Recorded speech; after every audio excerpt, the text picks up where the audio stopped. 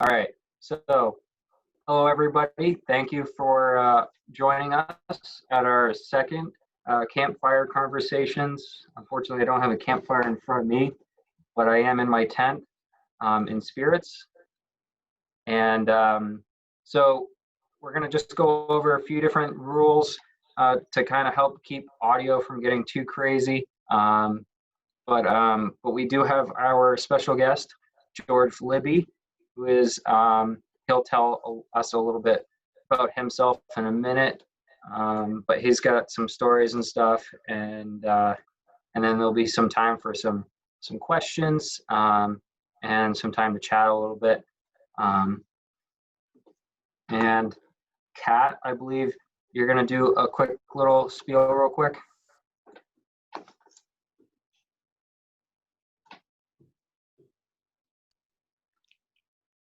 Sorry, I'm just learning the new mute, unmute feature. So hi, everybody. Thanks for joining us. My name is Kat. I work for Maine Adaptive. And as Brandon said, this is our second campfire conversation. So this is new for us and new for you. Some things we learned from our first call were that it's easier to start with everybody muted.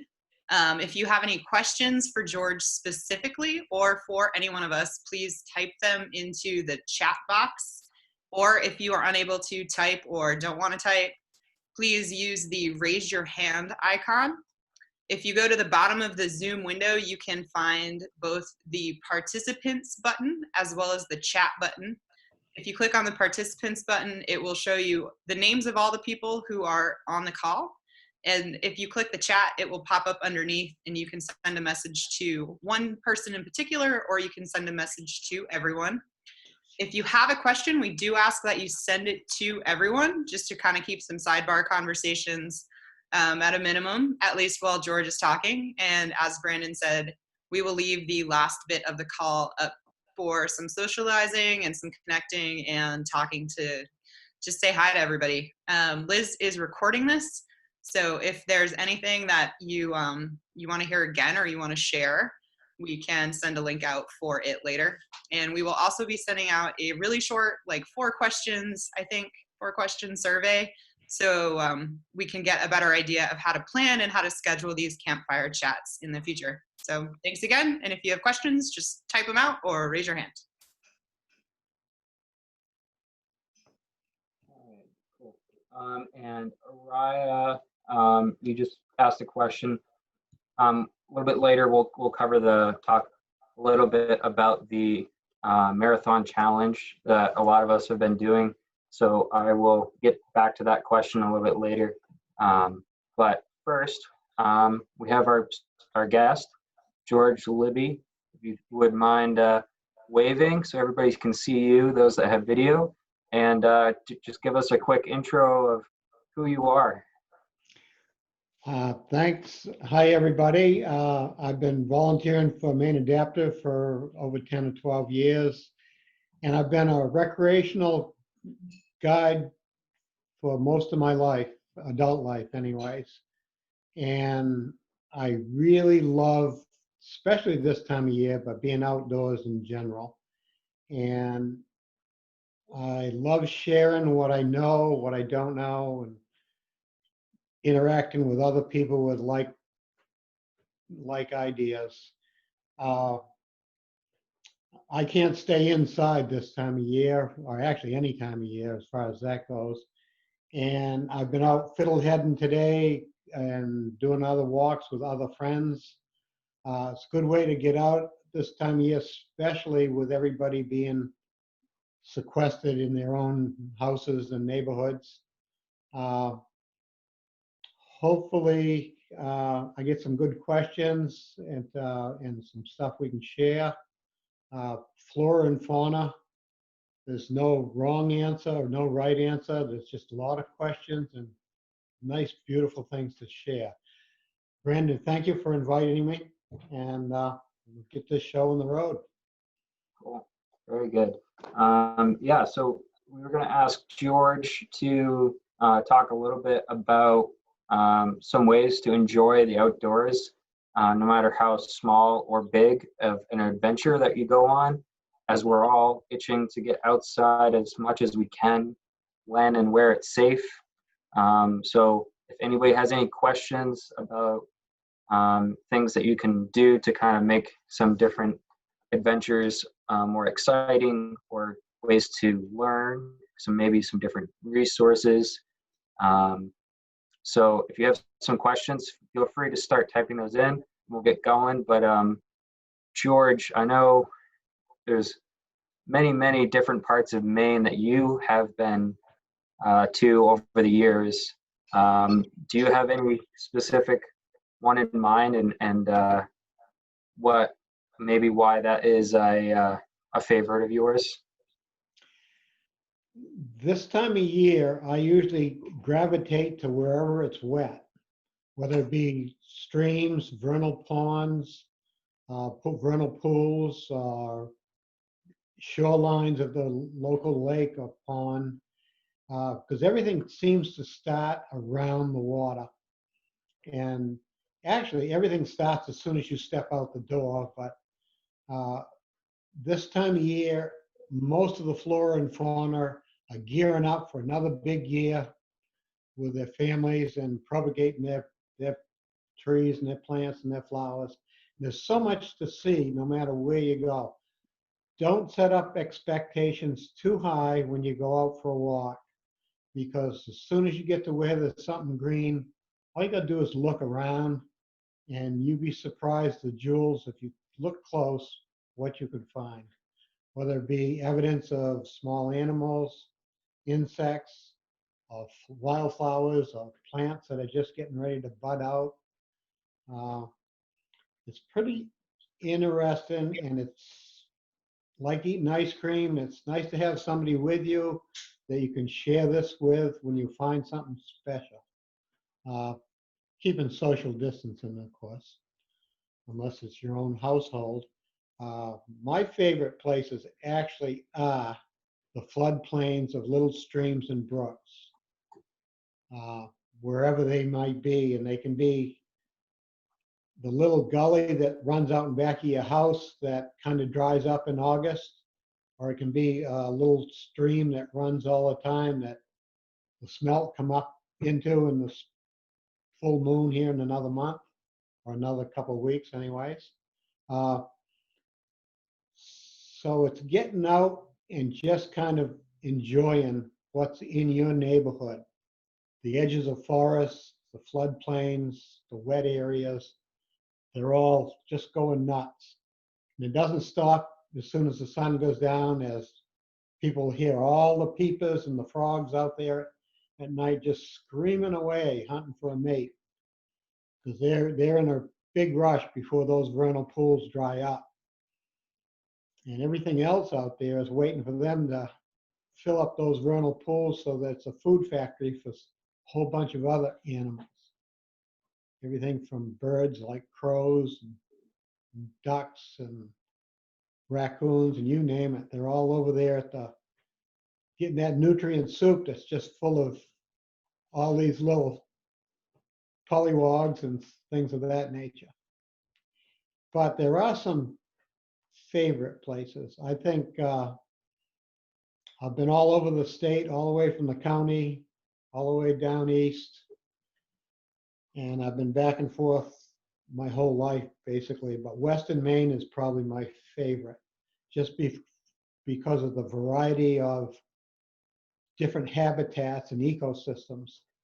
You can walk 100 yards and be into a different ecosystem just because of elevation in Western Maine. So, and it's more available to most of us in southern and western Maine, the population control centers.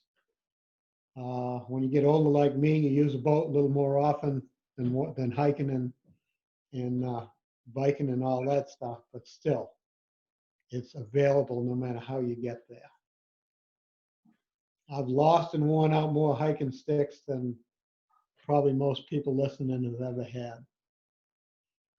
So, so what are some key things that you might bring with you if you are going on a hike or even just on a short walking trail? The big thing this day and age is just to tell somebody that you are going somewhere and give them a heads up on when you plan on coming back. And that's just a safety thing for your own benefit. Check the weather before you go, so that if you think it's going to rain or something like that, you can bring a jacket or a hat and protect yourself. If you're out in the sunshine, sunscreen's always good, no matter what time of year it is. Insect repellent. In another couple of weeks, we're going to have the no-see-ums and a few other bugs out there that are going to be quite bothersome. Being prepared does count. A little fanny pack can give you a lot of relief when you need a small first aid kit for whatever reason, or you need a hat that you didn't have, or your hands get cold and you need to put on a pair of gloves. I'm old school, where I usually bring my favorite field book with me, but I'm getting a little, as my grandkids keep reminding me, just Google it, Grandpa. Just Google it. And there are a lot of free apps out there with plants and flora and fauna. So you find a leaf or something and you take a picture of it, and you can really identify a lot of stuff. There's a lot of those free apps out there, and I'm getting some. I'm using them for my birds and for my trees and wildflowers especially. But the best thing is not to expect to find too much, just to find what's out there. Today, I found a whole patch of trout lilies that are all in bloom. It's a very delicate, very pretty flower, but it's, as the name implies, the leaves look like a trout. They're very mottled and they're very camouflaged. So you could walk right through this patch of trout lilies and not even see them if you weren't paying attention. So paying attention does count. You got 2 eyes, 2 ears, so you can hear and see twice as much as what you actually speak. And keeping quiet is another good thing, unless you're explaining something to somebody that's with you. But hearing the birds, hearing the animals chatter, the animals actually will talk, not necessarily to you, but they'll talk about you as you walk through the woods. Just like we bitch a lot about tourists when they come into town, when we sat walking through the woods, all these small little creatures, whether it be red squirrels or a deer that's snorting at you or something, they're all complaining about you bothering their privacy. And but you got to listen to them, you got to hear them, and if you're really clever with both eyes, you might even pick them up. There was a question, are ticks a concern at this time of year? Yes, they are. When I was a young man, there were no ticks in the state of Maine. I kind of lament that it's changed extremely. Not only do we have a lot of wood ticks, but we have a lot of deer ticks. And that's really a big health hazard, the deer ticks.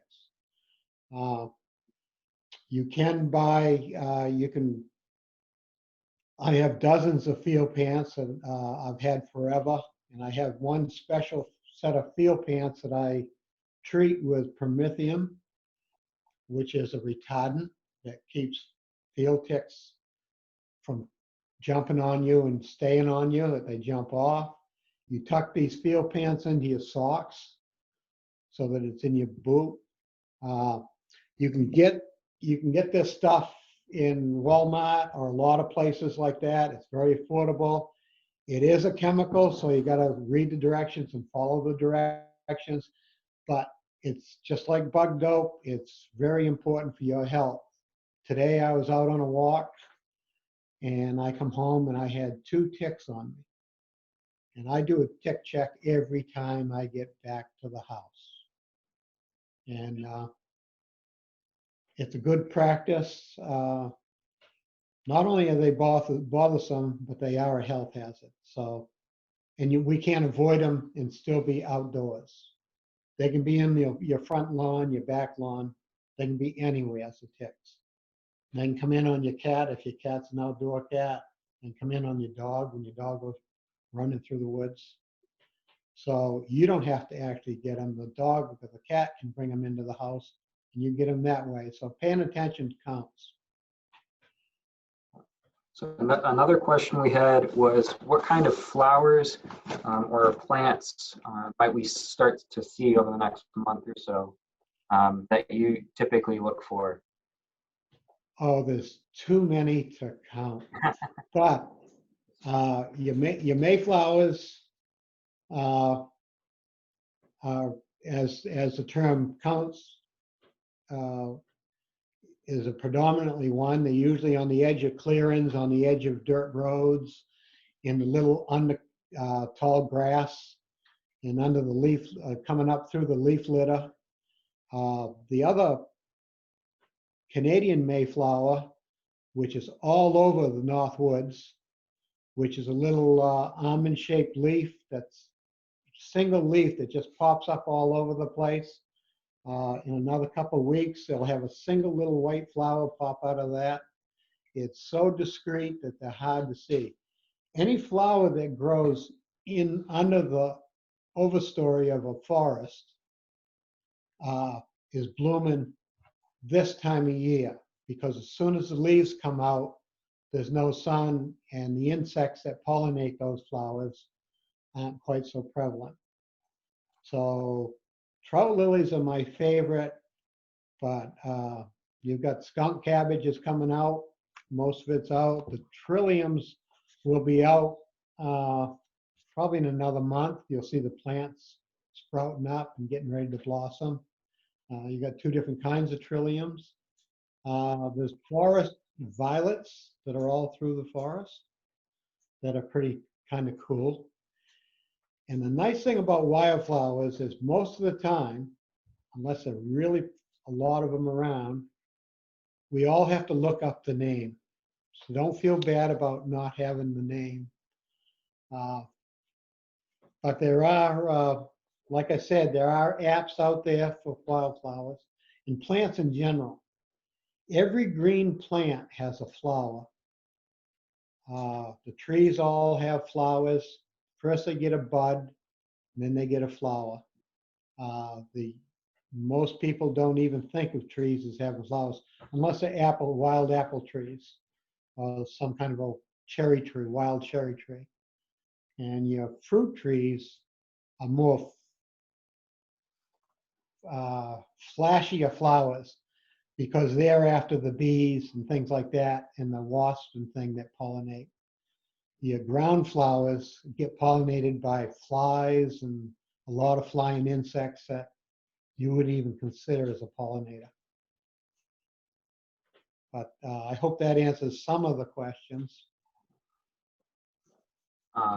Joanne looks like she mentioned, and I know Liz posted on the chat a link to the tick spray that George was talking about, and Joanne mentioned that right now Dick's Sporting Center is one of the few places you can find it right now, and probably have to get it online.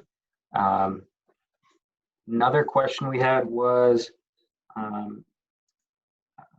if you're out on a wooded trail, you might see rock formations, and someone was asking what those might be for or why they're there. Well, Brandon, that's another reason I love Western Maine, because I am kind of in love with rocks, being a stonemason most of my adult life.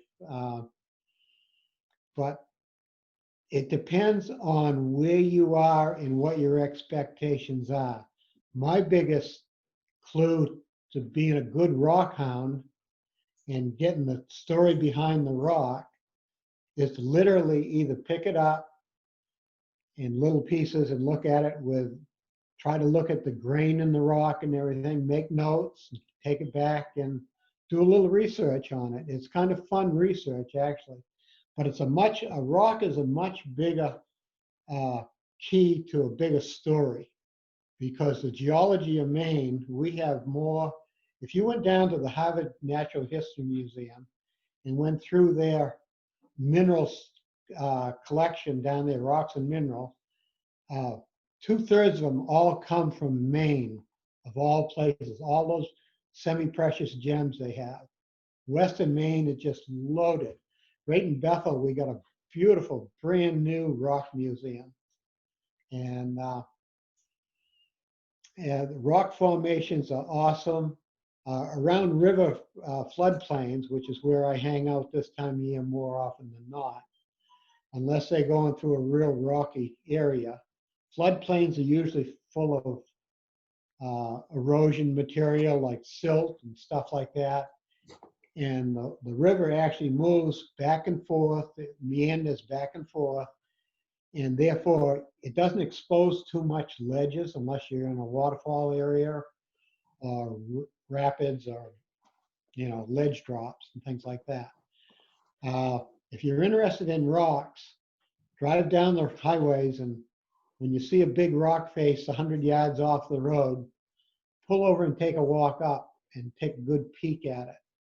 And as long as you're not invading private property, you should be fine. But rocks tell a much bigger story. It's not for the moment, it's for the last 10,000 years, maybe 100,000 years. We have got rocks, sister rocks to the state of Maine that are over in Scotland, that they know from the chemical composition that they actually were made in the same spot at the same time, and they just got separated by plate tectonics.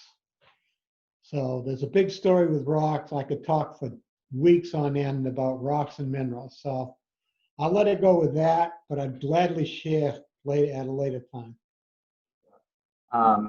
Yeah, and before I go to the next question, I was just going to mention that for those that are in the Western Maine area and are able to go for a drive, take a drive up to Route 26 past Bethel into Grafton Notch, and you can stay distance from quite a few other people.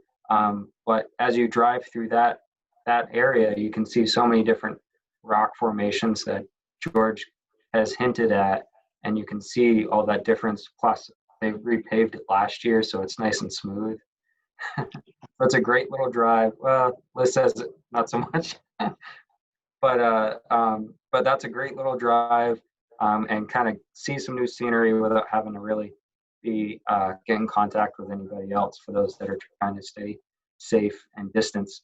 Our next question was, is there any truth to moss growing on facing a specific direction as far as east, west, south, north? Yes. Actually, the north side of the tree has got a lot more moss on it, but it's not a blanket statement. It's depends on where the tree is. If it's in an understory of a lot of other heavy canopy and everything, what little bit of sunlight does penetrate that canopy starts on the east and goes across the south and around to the west. And so the shady side of that tree, which is actually the damp side of the tree, is very conducive to moss and lichen and stuff like that, and fungi in general. But you have to stand back and look at a whole group of trees in the area and see if they all tell the same story. You can't, it's not just one tree in one spot. But that being said, the reason you would even want to know this information is to keep your orientation as you're walking out in the woods, so you don't actually get lost and turned around and go in the wrong way. Orientation is a couple of easy things to do. If it's a sunny day, you can always just rely on the sun, but that could change in a heartbeat by the clouds coming in or the fog come in or something like that. but also knowing your general orientation of the topography that you're walking in, where the local dirt roads are, which way the streams go, which way the railroad track might go that's in the area. So little forethought will keep you safe as far as orientation goes when you go for a walk. Ask other people that have been there. They can tell you about that big mud hole that's down at the end of the trail. You don't have to find unexpectedly.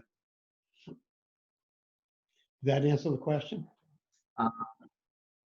Yeah. So we had another question about hiking shoes or boots and what you personally recommend, whether it's leather or another material, ankle high or higher. Do you have a preference? I do have a preference. I think everybody has their own preference. Whatever they walk in a lot and are very comfortable in, it really does count. To put on a specific type of boot once a year to go for a hike up a mountain, you might end up with a lot of blisters and sore feet. You got to be comfortable in the boot, but it also has to accommodate the type of terrain you're going in. Today, when I went fiddleheading, where I was down in a floodplain of a small stream, it was mucky, soft, muddy spots and everything. I had a pair of bean boots on, 8-inch high bean boots. And that was more than adequate. I just didn't go where it was real mucky and wet. And if I was hiking up a highland trail and just doing a bird walk, and I had an idea that it was pretty dry, then I might have some light, and I was only going to be gone for an hour or so, I might have some light hiking sneakers on that were more than adequate. If you're going to have bad weather before you get back, you might consider some more substantial shoes that can manage the bad weather, just like the hat and a few, a windbreaker in your fanny pack or something. What can spoil a nice walk is not being prepared. To go off of hiking footwear, what are some things to avoid for socks? Like if you had one tip. I always carry an extra pair of socks in my pack, by the way, because if I, by accident, step on that sandy spot, look nice and dry, and all of a sudden I go over my boot, I like to be able to put on another pair of socks. And I also have one of these little bread bags, little vegetable bags in my backpack also. It can double as a poop bag for my dog, but it also, if I get my boot full of water, I can put on my dry socks, pull that little vegetable bag over my sock, and then put it back inside that wet boot. It doesn't pay to put a nice dry sock into a wet boot. Because if your feet get wet, you're going to get blisters if you got any kind of a hike left. And it's wrecks the day. You want to avoid, if it's any amount of a hike, more than an hour, like a walk just out back to do some burden, you want to avoid cotton. My hiking sneakers are kind of a blend, synthetic blend for the most part. They're multi-use. Cotton, once they get wet, you might as well wring them out and put them in your backpack because they're not worth much after that. But it all depends on the duration of your walk. If you're going to do a 5-mile hike, actually have the appropriate socks to go with appropriate hiking shoes or boots that matches the terrain, and be smart. And when somebody suggests something to you, listen. It does pay. If they know more than you about what's up ahead on that particular trail, take it into account. Us rock hounders, when we'd go bushwhacking up the side of a mountain, if you didn't have substantial footwear that fit, that didn't flip around and move around, you could really have a bad problem. You can have a broken leg, ankle, or whatever when you slip and fall. What I don't recommend is flip-flops or Crocs. Crocs are nice if you're paddling a canoe around and you just kind of keep your feet from getting sunburned or something. I'm not a big fan of stuff I lounge around the house in. You know? All right, so we got another question. What type of, do you know of any trails that are good to use with a wheelchair? And if you don't have anything specific, I know I have a couple that I've been to many times. One of the nice things that's happened in the last 10, 15 years is most towns are doing small nature trails everywhere in their town. They've appropriated time, effort, and money into setting nature trails out. And a certain portion of most nature trails that are sponsored by local towns like the Mahoosic Land Trust and other places, they do a certain percentage of their trails that are really manicured for adaptive trails for people who have problems getting around. Your best bet is get online, go to the local websites to these different towns, see what they have to offer that's close to you. And if that's the case, bring a friend with you. And you'd be surprised what's in your own backyard that is knock your socks off, nice spring walk. The biggest thing about accessibility trails this time of year is to ask if there's any wet spots in them. Because a wheelchair might have, even though its wood chips are down on the trail, it's kind of, it's like trying to paddle your canoe in 1 inch of water. It's just not fun. I know there's more and more land trusts all over Maine that are doing these accessible trails.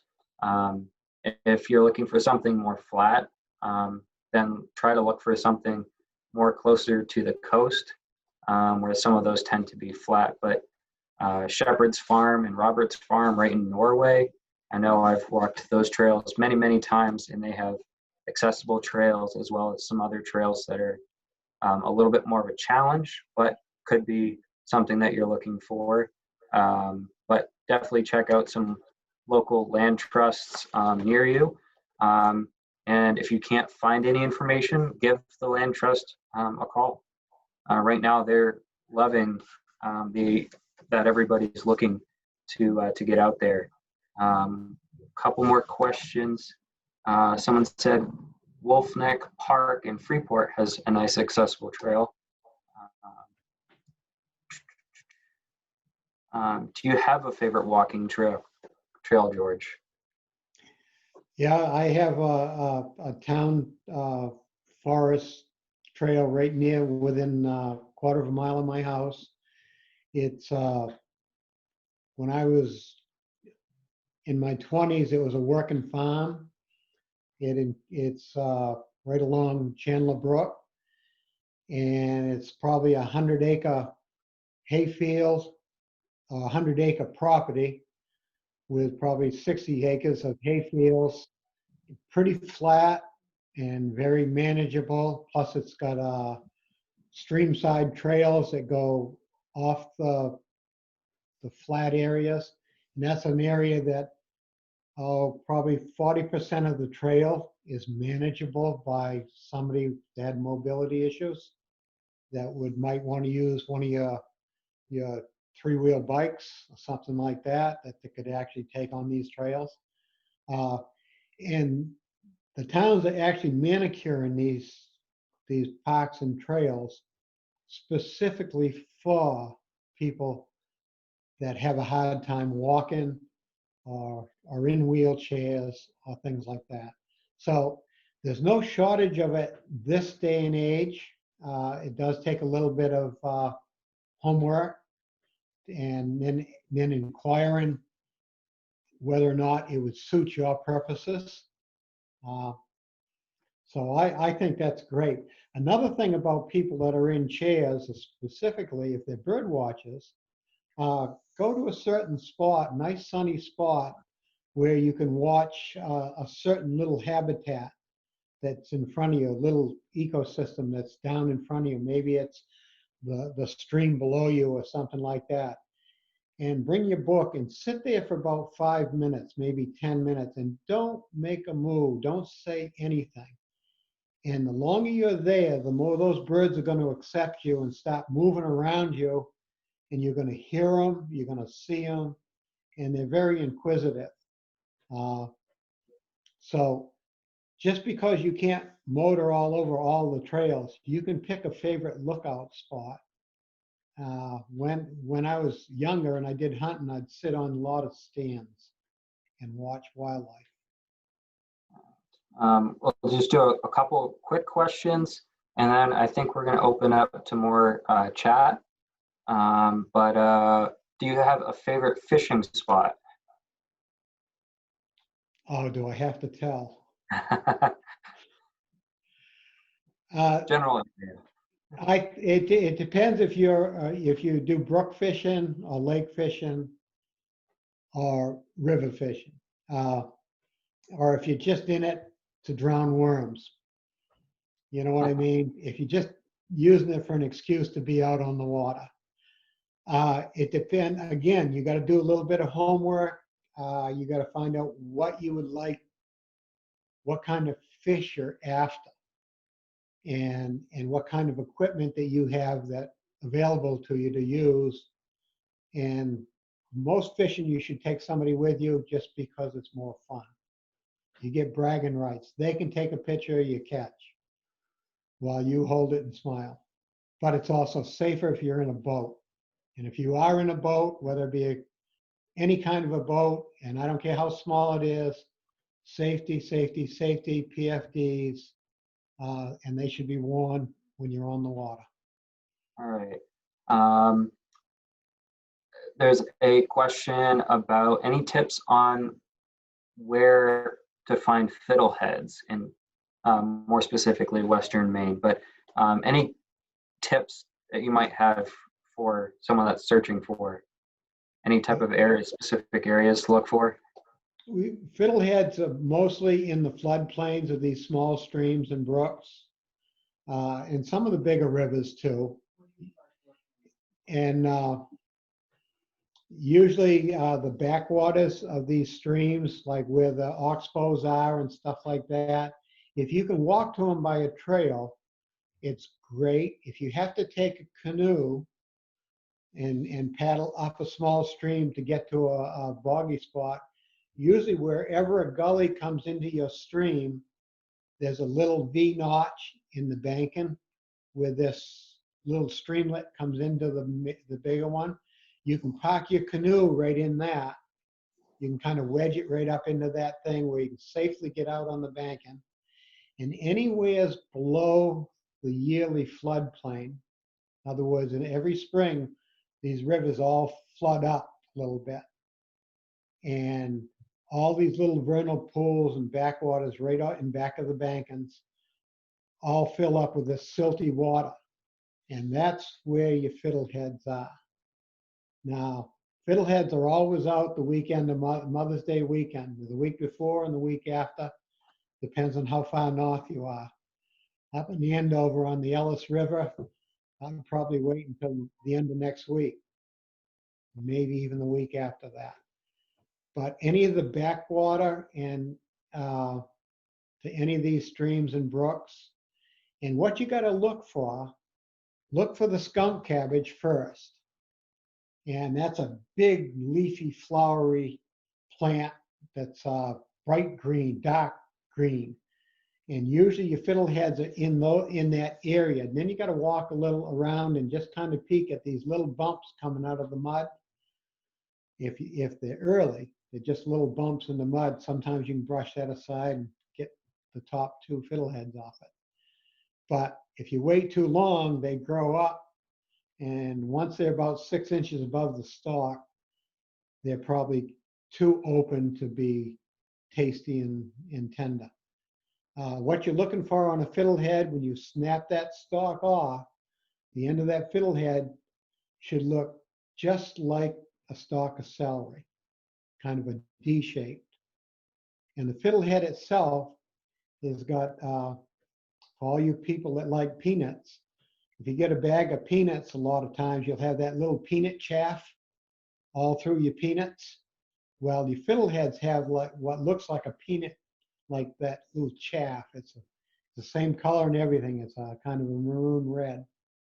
And those are the telltale signs that they're fiddleheads. And if they're not, if they don't have that D shape and they don't have that chaff in the fiddlehead itself, it's not a true fiddlehead. And who knows, it might make you sick if you eat it. So stick with the fiddleheads. Once you see one, and if you really want to see fiddlehead and what they look like next time you go to Hannaford, you know, if you can go to Hannaford, they're usually selling them. I don't know if they're going to do it this year or not, but and I'm sure you can get a picture if you Google it. You can see a picture of a fiddlehead. Right off the top of your head here, I don't know if you can see this or not. This is a fiddlehead. Move your hand a little bit to the left, George. There you go. It's been cleaned, washed and cleaned. All the chaff is gone, and that's about the size you want. I got 6 of these bags in about an hour. It's something like picking blueberries. Once you bend over, you don't stand up until you have to move your feet. Thank you, George. Anybody that has any last minute questions, please type those in now for George or for anybody else. But I thought that we would do a little quick round table to kind of finish it out a little bit. We've covered a lot of different topics for hiking and getting outdoors. One of the things that Maine Adaptive has been doing over the last half month or so has been the Maine Adaptive Marathon Challenge, which was a challenge to anybody that wants to keep track of their exercise, daily exercise, and that it didn't have to be running. It could be raking leaves or any type of exercise, going for walks, rolling, biking, kayaking, splitting wood, whatever it might be, and you keep track of it. And there's more information on that on our Facebook page. And if you have questions about that, you can definitely email any of us. I believe you can email, correct me if I'm wrong, Liz. Liz, we can do info@Maine Adaptive and ask about the marathon challenge. You can get there's a little tiny calendar that can help you track what you're doing. It's not too late to start. But I thought that we would all go around. Liz will unmute one person at a time, and you can just say your name and maybe your favorite activity that you've been doing lately. And it could be related to your marathon that you're doing. If you have been keeping track, maybe what your total is. And if you do not want to talk and you have video, just kind of wave a little bit and we'll move on to the next person. And then we'll finish with any questions that get typed up for George or anybody. Liz, do you want to go ahead and start real quick? Try to see. So starting off with Abby LaTulip. I've been doing running. Running is my favorite, and biking. Nice. Awesome. And so this is not as easy here. Doesn't like my mouse. I'm working on it. And Tony Lawless.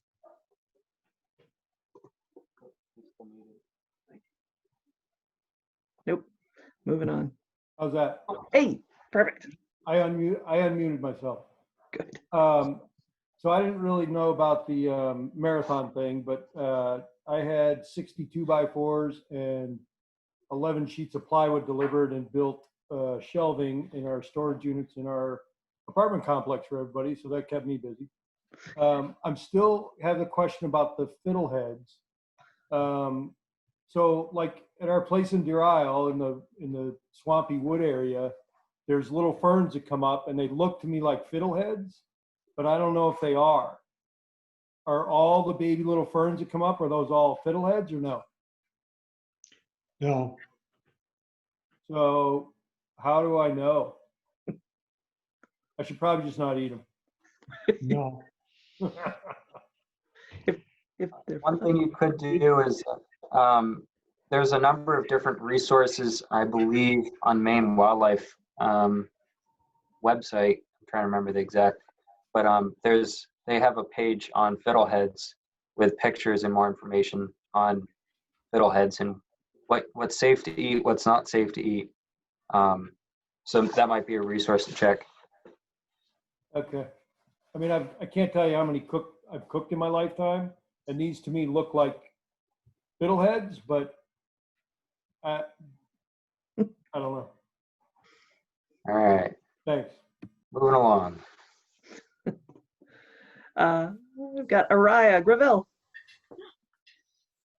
Okay. Now she did? Yeah. Oh my god, my mouth is all hot. It's okay.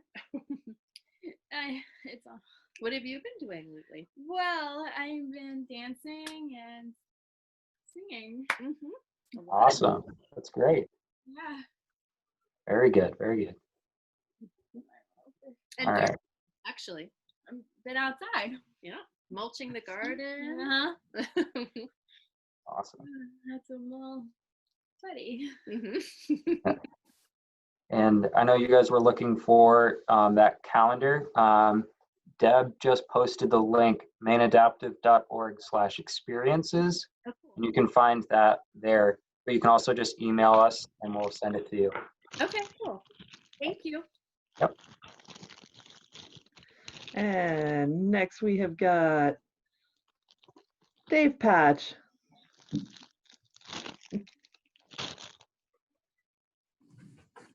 Hey, Dave. If I'm unmuted, am I unmuted? I'm unmuted. You Yep. are. I might as well be muted. I'm going to lose this competition. I know that for a fact. The situation is getting out of the house is becoming more and more of a challenge. But quite honestly, around the Booth Bay area, we have a lot of hiking trails, and there are various lengths. So it's shame on me for not getting out there and taking advantage of that. I find myself getting a lot of finger exercises on the computer, not good. So bravo to all of you out there doing what you ought to do. I gotta get out there. So it's a shame that I'm not. So good on you guys. Go out there, do your thing, win this marathon. Thanks, Dave. And there you go. We've got Heather Harris. Am I unmuted? Yep. Woo! I didn't know about this one, but it's very tempted to join in. I should be riding my bike more for the virtual trek across Maine. But I just want to say to George, so good to hear your voice. I had the privilege of guiding with George years ago, and I have learned so much from him. And George, I want a date to go kayaking with you again.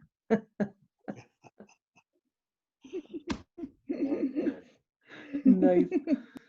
Well, you guys can work on the date, and we'll go to Herb Williams. Howdy. So the golf courses have opened. So of course, that's where I've been. I also took a couple of nice walks at Gillsland Park, the Gillsland Farm, the Audubon Farm. That's really a sweet place. And I also wanted to ask George, what have you seen for migratory birds?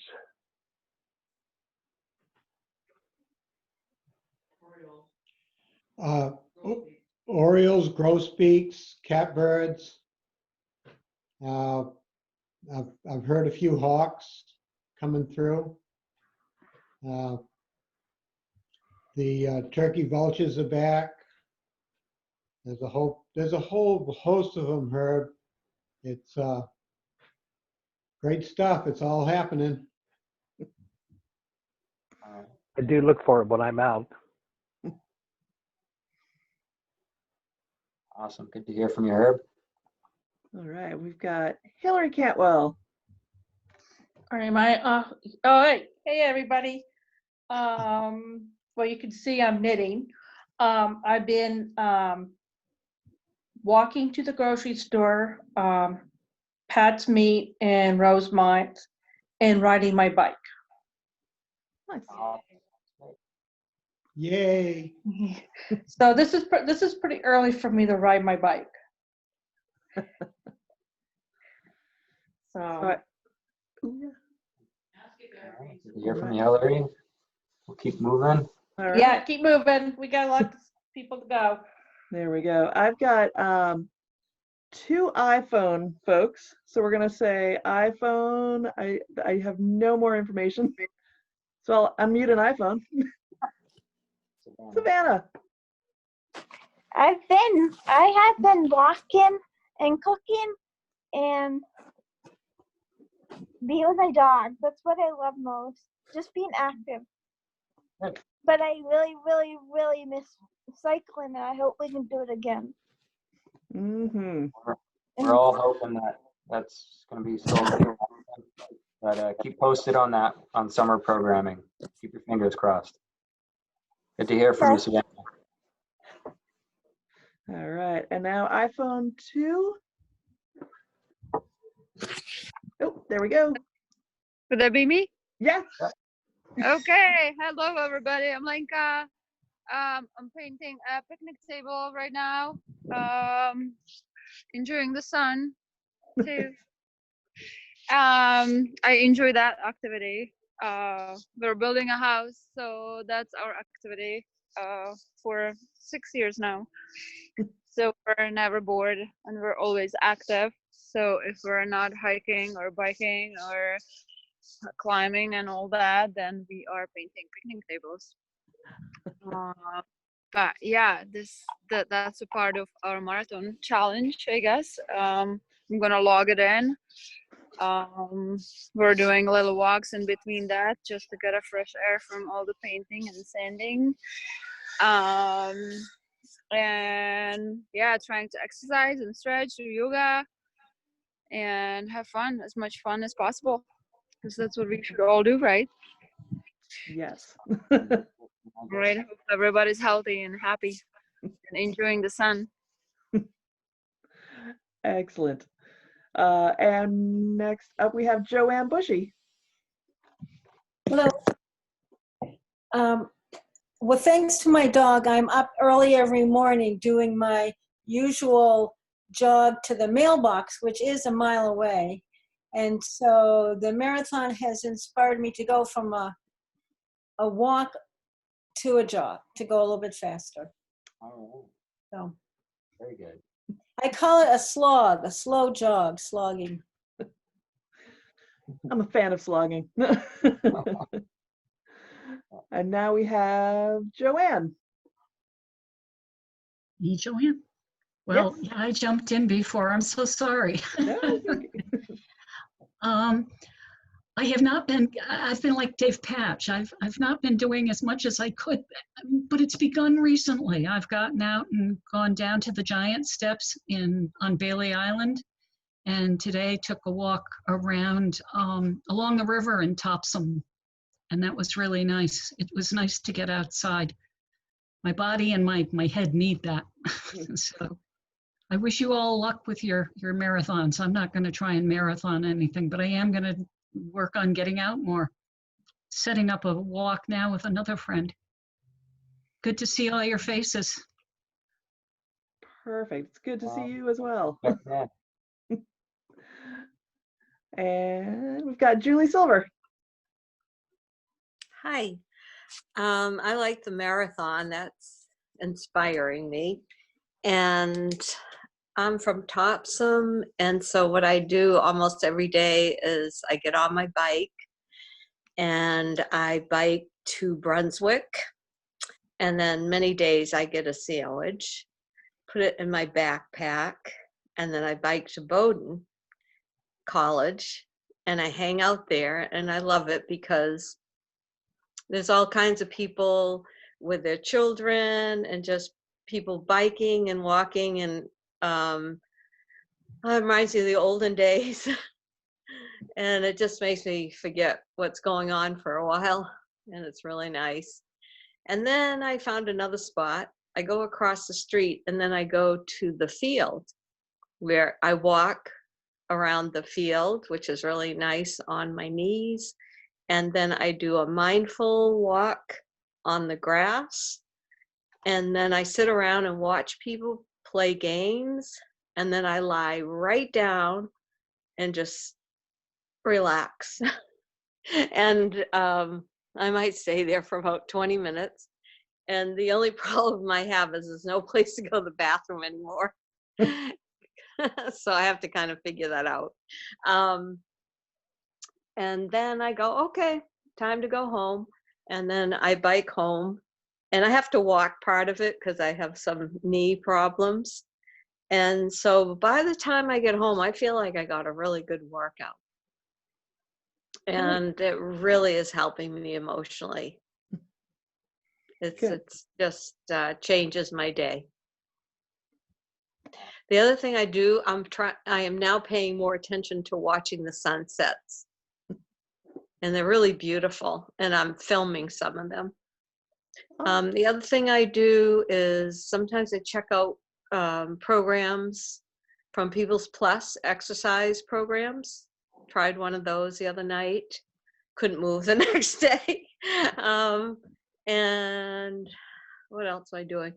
Cleaning, a lot of cleaning. That makes me, like work out and kind of sweat around the house. And I'll be gardening soon. So going for walks with, sometimes with friends from a distance. And I really appreciate this, and I'm really excited about it. And it's the first time I've ever seen Brandon. I've heard from you many times. And Liz, I haven't seen you, but I've heard from you. And Judy, I've heard from you for years. And I wanted to put a shout out to my buddy, Herb. Hi, Herb. Awesome. Thank you. Thank you. Excellent. I'm going to keep moving through. Thank you very much, Julie. Great. And we've got Leslie Kerr. Hey, Liz, I found a spot in the Scarborough Marshes where the trails are accessible for people in wheelchairs. Awesome. I went out there today and did about a 2-mile ride in my chair. Very cool. That's the Eastern Bike Trail. No, George, it's the Scarborough Marsh off of Pleasant Hill Road. Okay, no, at that end, that's very nice. Yeah. Right on. Thank you. Thank you, Leslie, for joining us. Yep. We're going to keep moving. Next, we've got Maximus. Oh, I think you might have to unmute yourself. So today I just skateboarded. I was catching up on homework, playing some games. Yeah, that's about it. Awesome. Good to hear from you, Maximus. Glad you're out on your skateboard. Keep going. It's going to make a huge difference on your snowboarding next winter. Yeah, I know. Thank you. Yeah. All right, and I've got Meredith Harriman. Hi there. Hello. I didn't actually join the challenge, but I should have, because I've been better about exercising than I have doing anything else of the many things that I probably should be doing while I'm stuck at home. But I live right near Bug Light in South Portland, so I walk over there, walk over to Willard Beach, that on the Greenbelt. I've been doing a lot of walking. Actually, was able to meet my daughter and granddaughter for a distancing thing up at the Thorn Craig Bird Sanctuary in Lewiston. And then we also went over to Mount Appetite in Auburn one day. So I've been doing a lot of walking, and I have a Schwinn Airdyne exercise bike that I try to do a good amount on most every day, especially if I don't get out. I mowed a friend's lawn the other day. That was good exercise.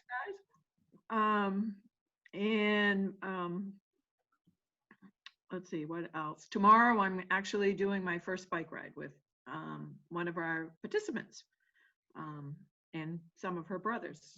We're gonna bike around Lake Auburn. So awesome. Great. It's never too late to start the marathon, and we're working on hopefully finding a different way to challenge everybody following that challenge. So stay tuned for that. So we'll keep moving. All right, we've got Mark Ecker. Hello, everybody. Thank you, Steph. This is great. These are so much fun. My challenge, I think I'm up to about 20, I call them miles, master miles, because I think it's half an hour for a mile. I think I'm about 20 right now. The problem is they've all come in about 3 or 4 days. So I'll go out and work like 5 or 6 hours in the yard doing storm cleanup or tree clearing work. I've done a couple of bike rides. I've got a ride that I do. It's about 24 miles. So I think it was Sunday. I went out and I rode that at 80, 90% of functional threshold, which is your heart rate and what you can do. So that took me about an hour and 15, 20 minutes. And then I got home and Rhonda said, let's go for a 7-mile walk. And so we did that. And Sunday night, I just died. I was dead. So that's the last exercise. So I need to get out and do more. I got to make my marathon. It's 26, right? Yep. So got a few more miles to go. You can do it. Thank you, Mark. And going down to Paula Mueller. Oh, hi, this is Paula. I was just sending a chat to George, asking how his left shoulder is. I'm a physical therapist, but I have asthma, so I am housebound right now. And I rebuilt my raised beds, and I live in a congested area, so I don't feel too safe. Although I have 8 miles of trail behind my house, it's not safe to go there because people aren't socially distancing. So I am getting on my bike, which I can quickly cross the street with, and all of that. So this is my first thing with you guys. I didn't know about the marathon. But I just want to thank you all for the great job you're doing. You're a really important, essential organization. Awesome. Thank you, Paula. We appreciate that. You can always email us and to keep up to date on some different stuff we're doing, or if you want to learn more about the marathon. But like I said, it's never too late to start. I know, right? Thanks. Yep. All right, and it looks like we've got Glenn Murray. Yeah. Hi, Glenn. Okay. Yeah, I'm here. Dries and I are doing a lot of gardening, getting the beds ready, and walking the dog, especially down at Capissic Pond. For the people in Portland or in that area, Capissic Pond is a great place to go. There are not too many people there. Our favorite spot is to go up on what they call the River Walk in Brunswick, Topsom. You park at Fort Andros, walk across the bridge into Topsom, take the immediate left. That follows the river, You walk through some wooded areas and some nice areas. You see the area above the dam. Then you get over to the footbridge and you walk across, then back on Route 1, back to Fort Andrews. Takes about an hour and a half for a leisurely walk, and it's easy. And we need easy because we are now approaching our mid-70s. So it's a beautiful walk, easy, and we really enjoy it. We do it about twice a year now.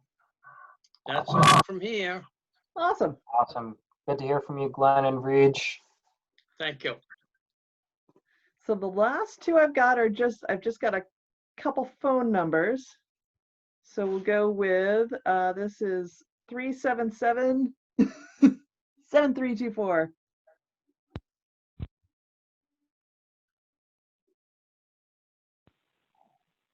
Unmuted, but I don't. All right. Mute that. All right. We'll try the other one is 415-9270. Hi, it's Sarah Stockwell. Hey, Sarah. Sarah. So I've been walking a lot, doing a lot of yard work. We're trying to open our camp. But we have found some fabulous walks here in the Bethel area. And one of our favorites right now is the Evans Notch Road is still closed for the winter. So you can walk out the road and there's no traffic. And it's all kinds of things are blooming. The skunk cabbage are out, and we've seen the trout lilies, and we've seen mayflowers. So it's the other day some kayakers hiked all the way out and kayaked back on the river that the road goes next to. So it's yeah, just enjoying the outside a lot this spring. Thanks, and thanks for having this program. Awesome. Thank you, Sarah. Good to hear from you. And that's the end of my list. Awesome. All right. Well, thank you, everybody that that stayed through and joined us. Thank you, everybody, for sharing. It's great to hear from everybody. I'm glad to hear that everybody's doing what they can to stay active. I know Dave Patch already logged off. I was going to challenge him to take a empty milk carton or any type of jug or water bottle and fill it up and just spend 5 minutes doing a number of different exercises. And you can do that while watching TV from the inside of his home. Get him busy. But I wanted to say thank you to George for joining us. I really appreciate having you on, and it was great to have your point of view and share your wealth of knowledge as you always do. So it's really great to have you on. There were a lot of great questions, so it was really good to hear from everybody. Thank you very much for having me, Brandon. No problem. So like Kat said earlier, there will be an email sent out with a survey. We appreciate anybody that can take that time. It's very short, and that just helps us keep track of what time, kind of the best time of day to do these, what you guys are maybe looking for. We already have a couple ideas for the future, and we'll keep doing these as much as we can. We appreciate everybody joining us, and thank you guys again. Kat, did we miss anything? Awesome. I will say I am at the 200-mile mark, but I think Kat's got me beat. But trying to hike or raking leaves, biking, hand cycle, foot cycle, and as well as doing workouts, lifting a toddler a couple hundred times a day. You know, it all counts. But stay posted. If you're able to check out our Facebook page, check out that, as there's lots of great tips and tricks and stuff related to different sports. And there's a post every day. So please, if you're interested, try check that out. If you don't and you're looking for more information, reach out to us by email. Send us an email at info@Maine Adaptive, and we'll get your questions answered. So I think we're going to. Oh, give me one more. say- I'm sorry, I saw one more person that we haven't heard from. Donna on an iPhone. And Okay. I'm sorry, Donna. Are you still there?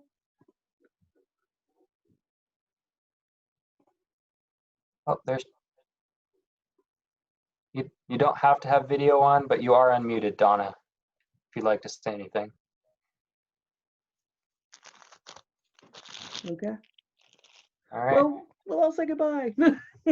Okay. Awesome. Goodbye, everybody. Bye. Till next time. Good night. All right. Good night. Thank you, George. Thank Welcome. Douse that fire.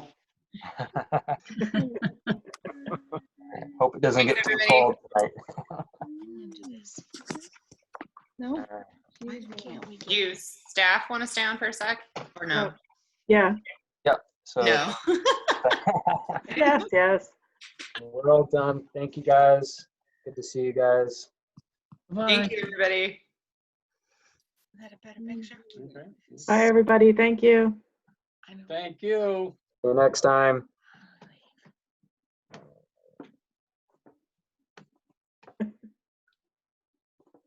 Oh, one more. Julie, do you mind logging off? We're gonna log off here. We're all done. See you next time.